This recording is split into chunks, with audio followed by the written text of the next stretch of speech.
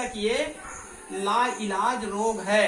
1981 में पता चला है, 40 साल हो गया, अभी तक कोई एंटीबायोटिक, अभी तक कोई कहना चाहिए वैक्सीन का निर्माण नहीं हुआ है जो एड्स को क्या कर सके, ठीक कर सके। क्लियर? इसके लिए कुछ कहना चाहिए, पुस्तक में नाम दिया गया, देख लेंगे। TIAS मतलब एक इंजेक्शन का नाम दिया गया है, AZT कंपाउंड Q, ये कहना चाहिए कुछ मेडिसिन है, ठीक है, लेकिन ये भी कारगर नहीं है। तो एड्स को कहना चाहिए, अधिकांश किसी न किसी सेट में पूछा जाता है, पुरानी सिलेबस में कई बार इसको पूछा गया है। यह है STD के अंतर्गत, सेक्सुअली ट्रांसमिटेड डिसीज के अंतर्गत पहला रोग है एड्स, जो कहना चाहिए सेक्सुअल के कारण अगली पीढ़ी में फैलती है, मतलब संक्रमित होती है, ठीक है। इधर को मैं बहुत शॉर्टकट बताता हूं, क्योंकि आएगा तो कहना चाहिए 1 या 2 नंबर में आती है, ठीक है। आगे है, नाम को याद रख लेंगे, गोनोरिया।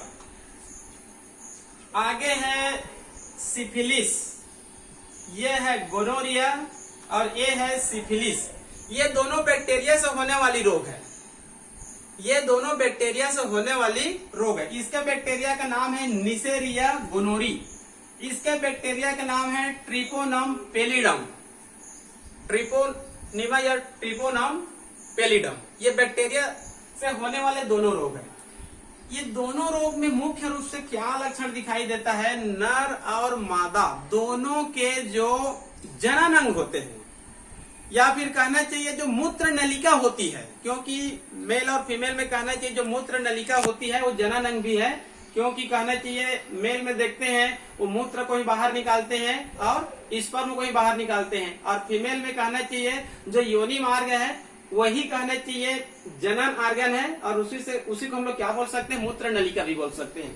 तो मेल फीमेल दोनों में, इन दोनों रोगों में क्या होता है, जो जनन मार्ग होती है, मूत्र नलिका होती है, उसमें घाव या फफोले बन जाते हैं, जिसके कारण कहना चाहिए मूत्र में या मूत्र त्याग में क्या होती है, दिक्कत होती है या फिर समस्या होती है। पुस्तक में तो ये भी लिखा रहता है जो गोनोरिया है उसमें यदि किसी फीमेल में लगातार ये रोग होती रहती है तो फीमेल क्या हो सकती है, नपुंसक भी हो सकती है गोनोरिया में।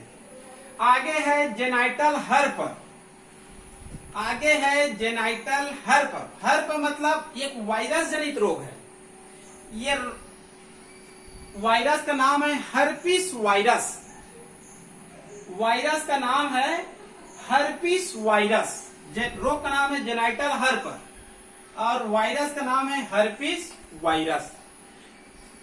जेनाइटल हर्प का लक्षण भी लगभग गोनोरिया और सिफिलिस के समान है। इसमें भी कहना चाहिए जो जनन आर्गन होती है उसमें घाव या फफोले बन जाते हैं, ठीक है। आगे है उसके बाद ट्राइकोमोनियसिस, आगे है ट्राइकोमोनियसिस, ये केवल फीमेल में होती है, मेल में नहीं होती है। ट्राइकोमोनियसिस केवल किसमें होती है, याद रखेंगे, केवल फीमेल में, ये मेल में नहीं होता है, ठीक है। इसमें ये प्रोटोजोआ के कारण होता है, प्रोटोजोआ का नाम होता है ट्राइकोमोनास वेजाइनेलिस, ट्राइकोमोनास वेजाइनेलिस, ये प्रोटोजोआ से होता है, ठीक है। ट्राइकोमोनियसिस का लक्षण होती है फीमेल में, जो फीमेल की कहना चाहिए योनि मार्ग होती है, उसमें जलन एवं खुजली होती है, जलन एवं खुजली होती है, और वहां पर कहना चाहिए योनि से एक सफेद रंग का द्रव का भी कहना चाहिए सेक्रेशन होती है, ठीक है। तो ये कहना चाहिए केवल फीमेल में होती है और ये प्रोटोजोआ के कारण होती है। आगे है हिपेटाइटिस, आगे है हिपेटाइटिस।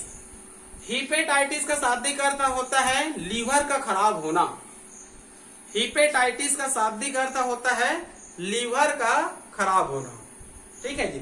ये जो हिपेटाइटिस एक कहना चाहिए एसटीडी रोग है, ये संभवतः ये अपना कहना चाहिए नवोद वगैरह का बुक है उसमें नहीं दिया गया है, हिपेटाइटिस को केवल 1 से लेकर कहना चाहिए 5 तक दिया गया है।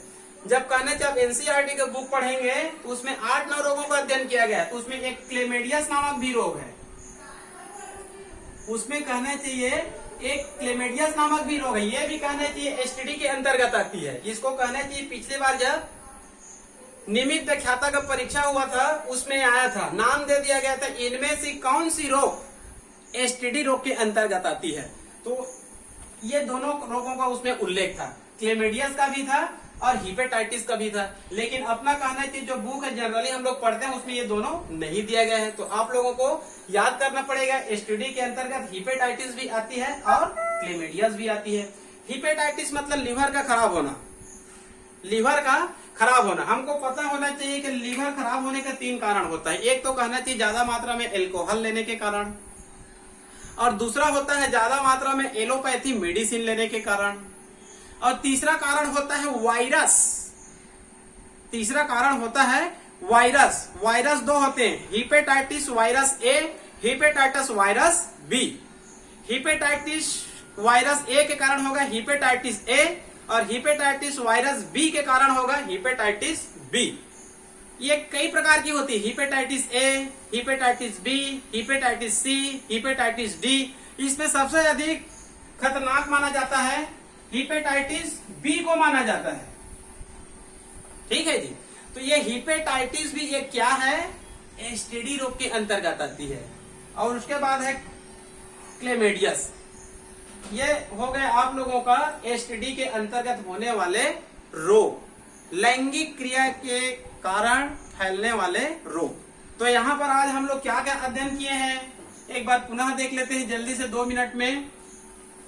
जैसे कि कहना चाहिए हम लोग यहाँ पर पहले रिप्रोडक्टिव हेल्थ एक नया चैप्टर है, ठीक है, जनन स्वास्थ्य। उसका पहले आप लोगों को मैं इंट्रोडक्शन बताया। क्या बताया पहले मैं? इंट्रोडक्शन कि मतलब रिप्रोडक्टिव हेल्थ क्या है, जनन स्वास्थ्य क्या है, ठीक है। उसके बाद कहना चाहिए पॉपुलेशन एक्सप्लोशन मतलब जनसंख्या विस्फोट।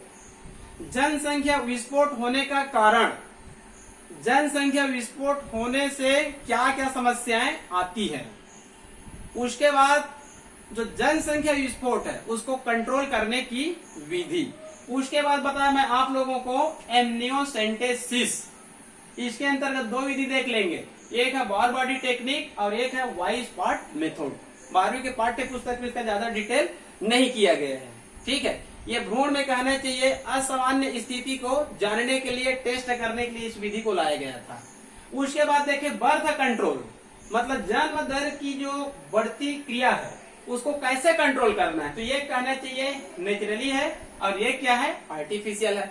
नेचुरली के अंतर्गत आप लोग 3 पॉइंट देख लेंगे और आर्टिफिशियल के अंतर्गत जो 6-7 पॉइंट है उसको देख लेंगे। तो ये हो गया आज का एमनियोसेंटेसिस, ये हो गया बर्थ कंट्रोल और ये हो गया आप लोगों का एसटीडी रोग, ठीक है जी। ये जो रोग है gonorrhoea, syphilis, genital herpes, trichomoniasis, इन सब का कहना चाहिए कंट्रोल क्या हो सकता है। इन सब का कंट्रोल है जब रोग होता है उस दौरान कहना चाहिए मेल और फीमेल के बीच में संपर्क नहीं होना चाहिए। यदि कहना चाहिए मेल में हुआ है या फिर फीमेल में हुई है तो लैंगिक संपर्क होगा तो कहना चाहिए वो दोनों में संक्रमित हो जाती है। तो इस दौरान कहना चाहिए लैंगिक संपर्क से बचने का प्रयास करना चाहिए, ठीक है। तो आज के लिए केवल इतना ही पढ़ते हैं। कल से इसी का कहना चाहिए 2 पीरियड का और है, लगभग कहना चाहिए 70-80 मिनट में हो जाएगा। इसके बाद जस्ट हम लोग पढ़ेंगे इनफर्टिलिटी। इनफर्टिलिटी वृद्धता मतलब मेल और फीमेल में दोनों में कुछ न कुछ कमी होती है जिसके कारण अंडाणु का शुक्राणु की सहायता से फर्टिलाइजेशन नहीं हो पाता है। तो इसमें हम लोग पढ़ेंगे कि नर में कमी है कि मादा में कमी है, दोनों में मान लो कमी है या फिर एक में कमी है। तो उसके लिए कुछ आजकल कहना चाहिए टेक्नोलॉजी लाया गया टेस्ट ट्यूब बेबी का। तो इसके जस्ट बाद हम लोग कहना चाहिए अगला दिन पढ़ेंगे इनफर्टिलिटी और test tube baby. Test tube baby के अंतर्गत आजकल कई टेक्नोलॉजी है, उसको शॉर्टकट कहा जाता है ART, assisted reproductive technology. Assisted reproductive technology मतलब सहायक जनन तकनीक। जो कहना चाहिए जो मेल फीमेल की जो दंपत्ति है, शादी हो गई है लेकिन कहना चाहिए कई सालों तक उनके घर में कहना चाहिए नए मेहमान नहीं आ रहे हैं, तो उसके लिए कहना चाहिए उन टेक्निक या उन टेक्नोलॉजी का प्रयोग किया जाता है, उसको बोलेंगे ART, असिस्टेड रिप्रोडक्टिव टेक्नोलॉजी, सहायक जनन तकनीकें, या फिर कहना चाहिए टेस्ट ट्यूब बेबी। तो आज के लिए केवल इतना ही, अगले दिन पढ़ेंगे, ठीक है जी।